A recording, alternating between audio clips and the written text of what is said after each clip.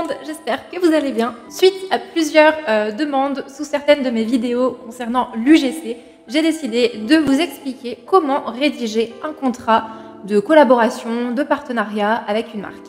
Tout d'abord, je tiens à vous souligner l'importance de rédiger un contrat pour toutes, oui toutes, vos collaborations avec des marques. Parce que si un jour une marque ne vous répond plus, qu'elle ne veut plus vous payer ou tout simplement, je ne sais pas, qu'elle vous a bloqué pour je ne sais quelle raison, alors que vous avez respecté tous les termes du contrat, eh ben, il vous sera tout simplement plus facile d'obtenir gain de cause, d'obtenir quelque chose en fait tout simplement si vous avez tous les deux signé un contrat pour cette réalisation. Donc, première question qui revenait souvent, où rédiger un contrat? Qui doit rédiger un contrat? Tu peux rédiger tes propres contrats, il n'y a absolument pas de problème, tu n'as pas besoin de faire appel à un cabinet comptable, un avocat, un notaire, que sais-je, pas du tout. Tu peux rédiger tes contrats et absolument où tu veux. Si tu veux les faire sur Canva, tu peux. Si tu veux les faire sur LibreOffice, sur Word, tu peux. Il n'y a pas de plateforme obligatoire. Le tout en fait, c'est d'avoir un papier correctement rédigé et que les deux parties signent dessus. Voilà, c'est pas bien compliqué jusque-là. Alors bien sûr, il ne faut pas mettre n'importe quoi sur un contrat, il y a des informations, on va dire, obligatoires qui doivent y figurer pour que le contrat soit dans les normes. Dans un premier temps, il va falloir désigner les deux parties du contrat. Il va falloir désigner la marque et pour cela, il va falloir préciser plusieurs informations juridiques. La dénomination de la marque, son nom en gros, sa forme juridique, si c'est une SAS, une SARL, etc. Le montant de son capital social, l'adresse de son siège social, obligatoire aussi, son RCS, donc son registre commercial et sociétal, société, en gros la ville dans laquelle la marque a eu son immatriculation. Voilà. Par exemple, moi pour ma société, j'ai été immatriculée à Grenoble, donc mon RCS c'est Grenoble. Son numéro de tiré, bien évidemment, le numéro d'immatriculation. Et très important, le nom de la personne qui représente la marque au moment de la signature du contrat. Ça peut être la personne qui vous a abordé pour une collaboration, par exemple, et sa qualité en fait dans l'entreprise. Ça peut être le gérant de la société, ça peut être le responsable marketing, voilà, c'est tout. Pour toi, si tu es déclaré auto-entrepreneur, il va falloir beaucoup moins d'informations que ça. Il te faudra seulement ton nom, ton prénom, date de naissance, lieu de naissance, ton adresse, ton RCS aussi et ton numéro de tiré. Normalement, si tu es auto-entrepreneur, tu as toutes ces informations, il n'y a pas de souci. En revanche, si tu es déclaré en tant que société, en tant qu'entreprise, SAL, SARL, là, il te faudra mettre les mêmes informations que la marque. Voilà, ton capital social, ta forme juridique, etc., etc. Une fois que les deux parties sont présentées en fait dans le contrat, on va pouvoir passer à l'objet du partenariat, à l'objet du contrat. Et c'est dans cette partie-là que tu vas expliquer tout simplement l'objet de la collab en fait. Je ne peux pas te le dire plus simplement. Je te donne un exemple. Dans cette partie-là, tu peux dire Mégane s'engage à réaliser 3 vidéos UGC dans un délai de 7 jours après la réception des produits envoyés gratuitement par la marque, afin que celle-ci puisse réutiliser les vidéos UGC dans un but commercial. Voilà, on a fait vite fait, mais tu peux mettre ça dans ton objet de partenariat. Simple, efficace, voilà, ça va droit au but. Après, tu peux faire une autre partie avec les obligations du créateur, donc tes obligations à toi. Là, tu vas expliquer tout ce que tu t'engages à fournir. Je reprends mon exemple des 3 vidéos UGC. Mégane s'engage à fournir 3 vidéos UGC montées avec des sous-titres, avec de la musique libre de droit. Tu vois, c'est ici que tu vas vraiment détailler en fait ce que tu t'engages formellement à faire. Tu peux remettre le délai dans lequel tu délivres tes vidéos. Ce que je te conseille aussi fortement de noter, c'est de noter le nombre de révisions de tes vidéos que tu es prêt à faire. Tu t'engages à fournir 2 révisions par vidéo. Voilà.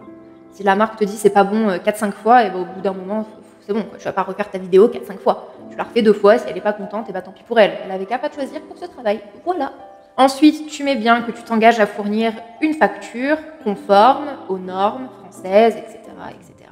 Et que tu t'engages aussi à céder tes droits à l'image et tes droits d'auteur sur la vidéo que tu as produite. Là, on a fait les obligations du créateur, mais attention, il y a aussi les obligations de la marque. Et c'est ici que tu vas bien noter que la marque s'engage à payer sous 30 jours la facture envoyée par le créateur. Et là, je te conseille de rajouter, si ce n'est pas le cas, la marque recevra une majoration de 10% par jour de retard. Comme Comme ça, au moins, tu es sûr que la marque, elle va te payer dans les temps. Et que si jamais tu n'es pas payé dans les temps, eh ben, elle se recevra une majoration, je sais pas, de 10, 15, 20% par jour en plus à te devoir. Magnifique, n'est-ce pas? En général, quand ça c'est noté, tu peux être sûr que le paiement, tu le reçois très très vite. Et ce que je te conseille aussi d'ajouter dans les obligations de la marque, c'est d'écrire que la marque s'engage à respecter l'intégrité du créateur.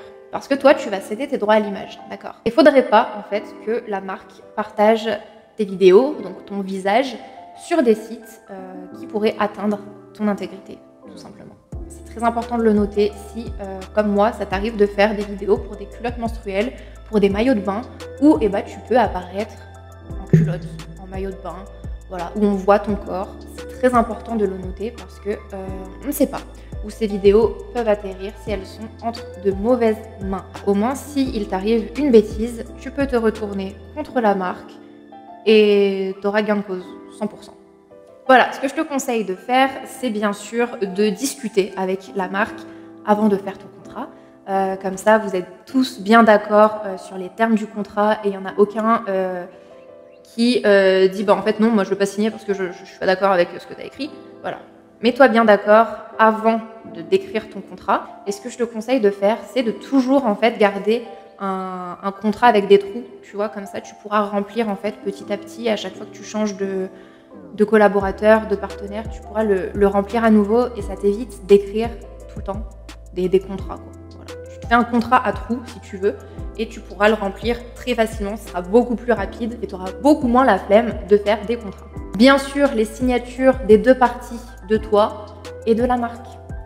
Ne fais rien si la marque n'a pas signé ton contrat.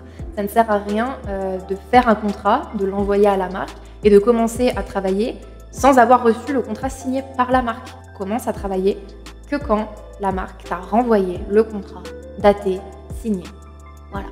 Bon, je sais que ça peut paraître assez chiant de faire des contrats, etc., etc. Il y a beaucoup de marques qui n'en font pas parce que pareil, c'est chiant. Après, voilà. Encore une fois, ce n'est pas quelque chose d'obligatoire de faire des contrats, hein. C'est à votre bon vouloir. Moi, je sais qu'il y a des marques avec qui je travaille depuis X années où, voilà, on a fait un contrat au début et puis au fil du temps, en fait, la collaboration est tellement naturelle qu'il n'y a pas besoin de contrat, tu vois, on se fait confiance. Mais attention, je vous conseille quand même de faire des contrats, surtout si c'est des marques que vous ne connaissez pas.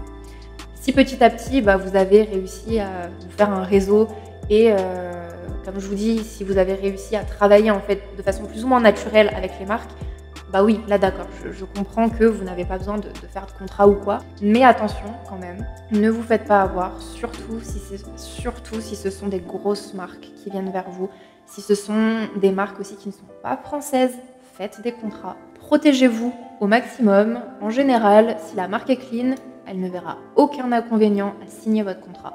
Si par contre, là bizarrement, elle ne vous répond plus, eh ben, c'est un mal pour un bien. Vaut mieux pas travailler avec les marques qui ne veulent pas signer un pauvre petit contrat d'une page, tout simplement.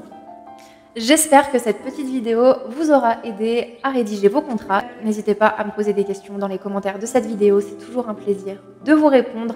Comme d'habitude, si vos questions sont un petit peu plus perso, un petit peu plus touchy, je suis dispo en DM sur Instagram. Et sur ce, je vous dis à très vite dans une prochaine vidéo.